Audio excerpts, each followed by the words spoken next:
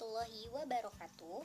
Perkenalkan, nama saya Yesi Wulandari dengan nomor NPM 18110600154 dari Prodi Pendidikan Biologi UIN Raden Intan Lampung akan menjelaskan tentang desain dan perkembangan laboratorium. Sebelum saya menjelaskan tentang desain dan perkembangan laboratorium, di sini saya akan menjelaskan apa sih yang dimaksud dengan laboratorium biologi. Laboratorium biologi merupakan sarana pendukung proses belajar mengajar, baik yang bersifat rutinitas maupun eksidental berupa suatu tempat yang digunakan untuk percobaan dan pengamatan yang berhubungan dengan ilmu biologi. Lalu, standar desain laboratorium. Standar desain laboratorium berikut dapat digunakan sebagai referensi dalam mendesain laboratorium sains. Yang pertama, ukuran dan lokasi. Ruangan laboratorium sebaiknya berbentuk persegi 4 atau yang mendekati dengan ukuran tertentu. Standar yang berlaku di Inggris menyebutkan bahwa setiap siswa membutuhkan ruang seluas sekitar 3 meter persegi.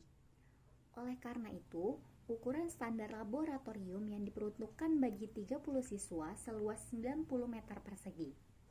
Departemen Pendidikan Hong Kong mewajibkan setiap laboratorium memiliki ukuran sekitar 120 meter persegi dengan lebar minimal dari 7 meter di setiap sisinya.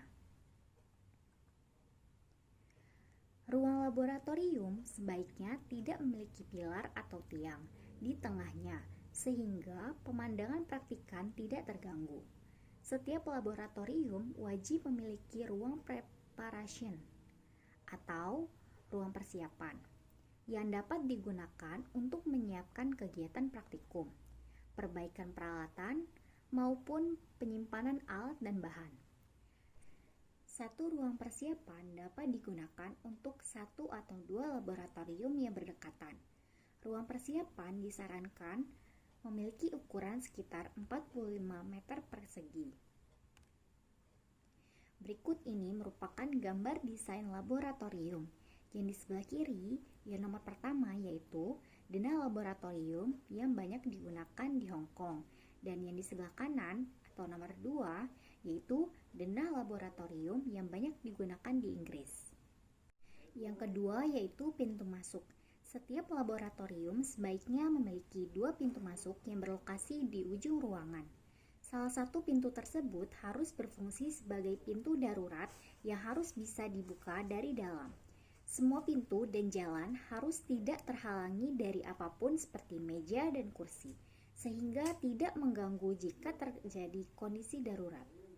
Yang ketiga yaitu ventilasi. Laboratorium harus didesain untuk kenyamanan, kesehatan, dan keselamatan kerja. Ruangan laboratorium yang terlalu pengap dan panas akan menurunkan produktivitas para praktikan di laboratorium. Oleh karena itu, ventilasi yang menjadi tempat keluar masuknya udara ke dalam laboratorium memiliki peran penting dalam menjaga suhu laboratorium agar tetap nyaman. Selanjutnya, standar ruangan persiapan. Ruang persiapan sangat dianjurkan memiliki ukuran yang memadai sebagai tempat menyiapkan praktikum dan menyimpan alat dan bahan. Rekomendasi umum yang digunakan untuk ruang preparasi adalah minimal 0, meter persegi per siswa. Jadi, kalau ada 2 buah laboratorium masing-masing untuk 30 siswa atau 90 meter persegi, maka ruang persiapan memiliki luas minimal 0,5 dikali 30 siswa dikali 2 lab sama dengan 30 meter persegi. Berikut ini merupakan gambar ruang persiapan. Ruang persiapan harus didesain secara cermat sehingga perabot, peralatan, dan bahan yang disimpan dapat tertata dengan baik. Meja pada ruangan ini sebaiknya setinggi sekitar 90 cm, sehingga memudahkan para laboran atau guru untuk bekerja. Selanjutnya, fasilitas laboratorium. Yang pertama, meja dan kursi. Yang kedua, lemari asam. Ketiga, lemari tas. Keempat, listrik. Kelima, air dan bak cuci. dan yang keenam, emergensi. Perkembangan laboratorium. Di dalam memasuki abad 21, pengajaran IPA di Indonesia harus lebih memfokuskan kegiatan kepada para peserta didik dan bukan pada guru dan fokus pada pengetahuan dan bukan hafalan. Kegiatan laboratorium harus berorientasi ke masa depan sehingga kegiatan laboratorium harus memiliki tujuan mampu mendukung melahirkan generasi peneliti dan teknisi yang handal di masa depan. Kegiatan laboratorium tersebut harus bertujuan untuk yang pertama, meningkatkan kemampuan siswa dalam menguasai bahan ajar. Yang kedua, mengembangkan pemikiran dengan alasan yang rasional dan ilmiah. Yang ketiga, memahami kompleksitas suatu fenomena. Yang keempat, mengembangkan keterampilan praktis. Yang kelima, memahami sains. Dan yang keenam, mengembangkan kemampuan bekerja kelompok. Alternatif untuk melakukan praktikum di laboratorium dapat diganti tanpa harus meninggalkan kegiatan eksplorasi dengan hal-hal sebagai berikut. Yang pertama, praktikan melakukan demonstrasi suatu percobaan dan merekamnya. Yang kedua, beberapa kegiatan laboratorium tidak mungkin dilakukan karena biayanya yang mahal dan waktu yang lama.